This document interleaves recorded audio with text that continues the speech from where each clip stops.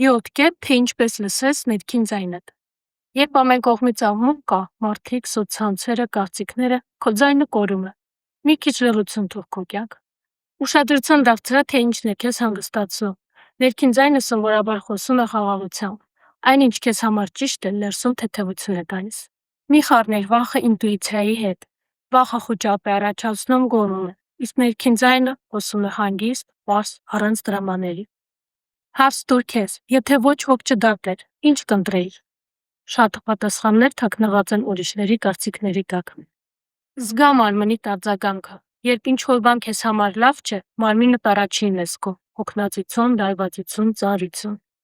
Միշտ ապիր որոշում կայացնելուց։ Երբ դու ճնշման տակ ես, հաճախ քո փոխարեն ուրիշի ձայներն են որոշում։ Ժամանակ տուր քեզ մտածելու համար։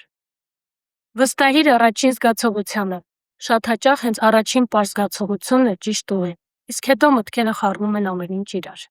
Ներքին ձայնը երբեք չի աղմկում, այն սպասում է, որ դու վերջապես լռես և լսես։